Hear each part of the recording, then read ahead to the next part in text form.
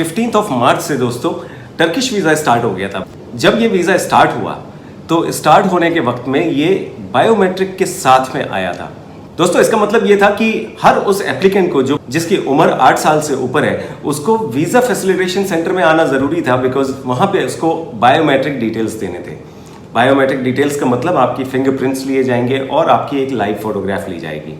लेकिन कुछ ही दिनों में इसको डिसकंटिन्यू कर दिया गया। शायद उसका एक रीज़न ये था कि बहुत सा रश एकदम से इमीडिएटली हो गया। बहुत से पर्यटक जो है वो टर्की विजिट करना चाहते थे, खास तौर पे समर सीजन में, और वो अभी भी चल रहा है। टर्की बहुत ही पॉपुलर डेस्टिनेशन हो गया है एटलीस्ट इस साल में, स्पेशली बिकॉज यूरोपियन वीज़ाज में बहुत ज़्यादा प्रॉब्लम हो रही है सबको वीज़ाज लेने में और वहाँ पे ट्रैवल करने में। जून आते आते बायोमेट्रिक डिटेल्स जो है वो डिसकंटिन्यू कर दिए गए। ला वकांजा ट्रैवल के आज के इस वीडियो में हम लोग टर्की वीज़ा एप्लीकेशन के डिटेल्स जानने की कोशिश करेंगे। हम लोग ये पता करेंगे कि अगर आप प्लान कर रहे हैं टर्की जाने के लिए तो आपको वो कौन कौन सी ज़रूरी चीज़ें हैं जो मालूम होनी चाहिए। अगर आपको ये वीडियो अच्छा लगे इसको लाइक करना मत भूलिएगा।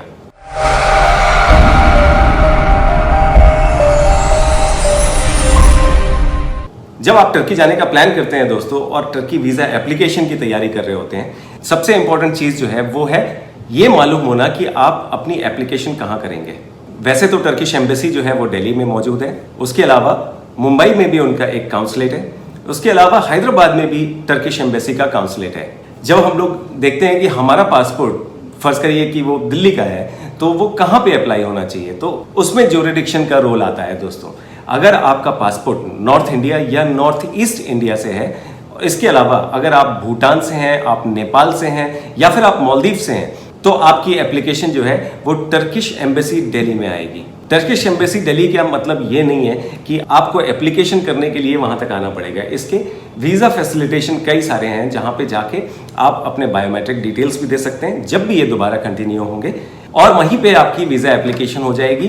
वीज़ा एप्लीकेशन अप्रूव होने के बाद में एम्बेसी से वो उसी वीज़ा फैसिलिटेशन सर्विस पे आ जाएगी और वहाँ से आप कलेक्ट करके ट्रैवल कर सकते हैं। दोस्तों अगर आप अंडमान से, महाराष्ट्र से, मध्य प्रदेश से या फिर गुजरात, गोवा, कर्नाटका, केरल, तमिलनाडु या पौंडीचेरी से हैं तो आपकी वीज़ा एप्लीकेशन जो है वो प्रोसेस होगी मुंबई के काउंसलेट से। लेकिन आप इनकी वीज़ा फैसिलिटेशन सेंटर्स में जा सकते हैं जो कि अहमदाबाद, बेंगलोर, कोचीन, चेन्नई, गोवा, मुंबई, पौंडीचेरी, पुणे और त्रिवेंद्रम में मौजूद है। इसी तरह से अगर आप आंध्र प्रदेश, तेलंगाना या फिर उड़ीसा में बिलोंग करते हैं तो आपकी ये एप्लीकेशन जाएगी consulate general of Turkish embassy, Republic of Turkey, Hyderabad में मौजूद है।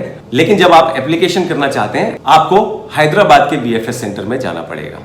ये सारे वीज़ा फैसिलिटेशन सेंटर्स जो है मंडे से लेके फ्राइडे तक ओपन होते हैं। और जब आप यहाँ पे एप्लीकेशन करने जा रहे हैं एक चीज़ का बहुत खास ख्याल रखना ज़रूरी है आपको कि आपको यहाँ पे अपना इनफ कैश लेके जाना है, बिकॉज टर्की की वीज़ा फीस और साथ में वीज़ा फैसिलिटेशन सेंटर्स के सर्विस चार्जेस भी आपको कैश में पे करने होते हैं। अगर आप एक एप्लीकेशन कर रहे हैं टर्की की, अप्रॉक्सीमेटली आपका 9 से 9,500 रुपये का टोटल खर्चा आता है। ये कैश आपके पास में होना चाहिए जब आप वीज़ा एप्लीकेशन सेंटर्स में जा रहे हैं अपनी टर्की वीज़ा की एप्लीकेशन के लिए। इसके बाद आते हैं दोस्तों, जब आपका प्लान बन चुका है और आप वीज़ा एप्लीकेशन की तैयारी कर रहे हैं तो आपको डॉक्यूमेंट्स कौन कौन से चाहिए। सारे डॉक्यूमेंट्स को एक एक करके डिस्कस करते हैं। सबसे पहला तो ये है कि आपको एक वीज़ा फॉर्म चाहिए जिसको कि कंप्लीटली आपको फिलअप करना है। ये ब्लू पेन या ब्लैक पेन से भर सकते हैं और ये फॉर्म जो है बहुत इजीली अवेलेबल होता है। इसकी वेबसाइट का लिंक हमारे डिस्क्रिप्शन बॉक्स में होगा।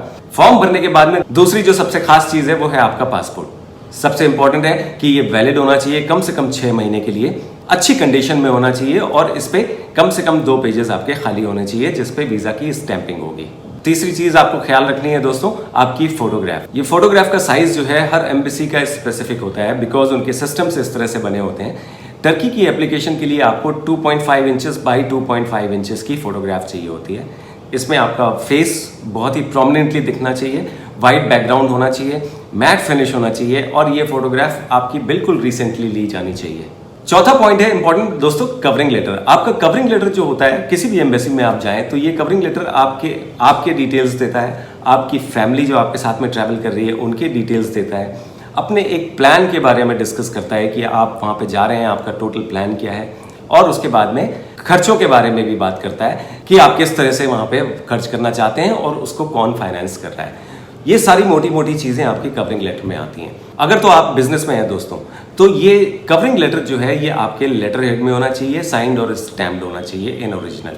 और अगर आप एम्प्लॉय हैं किसी कंपनी के तो ये प्लेन पेपर में हो सकता है, बट इसके साथ साथ आपकी लीव एप्लीकेशन जो अप्रूव्ड है वो भी अटैच होनी चाहिए। पांचवा पॉइंट है आपकी ट्रैवल इंश्योरेंस जरूर होनी चाहिए इसमें। छठा पॉइंट बहुत इंपॉर्टेंट है दोस्तों, आपकी रिटर्न कंफर्म टिकट होनी चाहिए।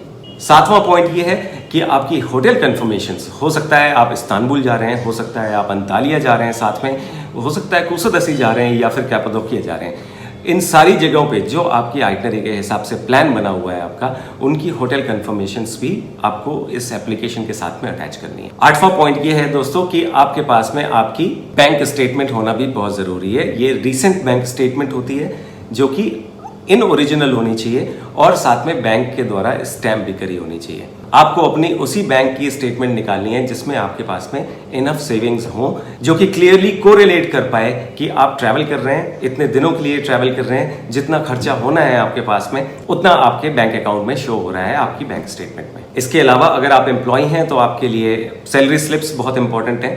3 या 6 महीने की सैलरी स्लिप्स आप इसमें लगा सकते हैं। और अगर आप एंटरप्रेन्योर हैं या फिर आपकी अपनी कंपनी है तो आपकी कंपनी की जीएसटी डिटेल्स भी इसमें लगाने जरूरी है। एक बहुत ही इंपॉर्टेंट पॉइंट है जो कि टर्किश वीजा एप्लीकेशन के लिए स्पेसिफिक है। इन केस ऑफ माइनर, अगर कोई माइनर आपके साथ में ट्रैवल कर रहा है तो इसमें नो ऑब्जेक्शन सर्टिफिकेट पेरेंट्स से चाहिए होता है दोस्तों। पेरेंट्स से जब ये सर्टिफिकेट बनता है तो सबसे बड़ी बात ये है कि ये 100 रुपए के स्टैम्प पेपर पे होना चाहिए और नोटराइज्ड होना चाहिए। और इसका जो कंटेंट है उसमें नो ऑब्जेक्शन दोनों पेरेंट्स की तरफ से होना चाहिए। और इस सर्टिफिकेट में दोनों पेरेंट्स की फोटोग्राफ लगेगी, यानी कि मदर एंड फादर की फोटोग्राफ लगेगी और दोनों पेरेंट्स के सिग्नेचर भी जरूर होने चाहिए। कुछ ऐसे भी केसेस होते हैं दोस्तों जिसमें कि पासपोर्ट में स्पाउस का नाम नहीं होता है, यानी कि आपकी शादी तो हो गई है लेकिन आपकी वाइफ का या आपके हस्बैंड का नाम आपके पासपोर्ट में रिफ्लेक्ट नहीं कर रहा होता है। उस केस में आपको मैरिज सर्टिफिकेट जरूर अपना शामिल करना है अपने सारे डॉक्यूमेंट्स में। अगर आपके पास में मैरिज सर्टिफिकेट भी नहीं है फॉर सम रीजन, तो फिर इसके लिए आपको एक एफिडेविट बनवाना पड़ेगा जिसको कि आपको अपने डॉक्यूमेंट्स के साथ में अटैच करना है। करंटली इसमें कई सारे एग्जाम्पशंस भी हैं। फॉर एग्जांपल एयर टिकट्स की बात करी मैंने, होटल एकोमोडेशन की बात करी। इसमें एट द मोमेंट इन सारे डॉक्यूमेंट्स की भी जरूरत नहीं है, सिर्फ आपको एक डिक्लेरेशन साइन करना है कि आप ये सारी प्लानिंग जो है वो अपने हॉलीडे की वजह से कर रहे हैं और जैसे ही वीजा अप्रूव होगा आप उसके बाद में होटल एकोमोडेशन कर लेंगे। डॉक्यूमेंट्स की लिस्ट जब आप सुनते हैं तो शायद आपको लग रहा होगा कि बहुत लंबे चौड़े डॉक्यूमेंट्स की लिस्ट है और ये बहुत मुश्किल वीजा होगा, बट बिलीव मी दोस्तों, टर्की एक बहुत ही टूरिस्ट फ्रेंडली कंट्री है और भारत से जितनी बड़ी तादाद में यहाँ पे ग्रोथ हो रही है इस जगह जाने की, हर वो पॉसिबल चीज़ें हो रही हैं जो कि ये बहुत ही आसान बनाता है पूरा वीज़ा प्रोसेस और वहाँ पे ट्रैवल करना। अगर आपके पास में ये पासपोर्ट आपका रेडी है और ये डॉक्यूमेंट्स रेडी हैं और आप सही प्रोसेस से जाके वहाँ पे सबमिट कर देते हैं, ये वीज़ा आपको बहुत आसानी से 3 या 4 वर्किंग डेज में, मैक्सिमम 1 वीक में आपका ये वीज़ा स्टैम्प होके आपको वापस मिल जाता है।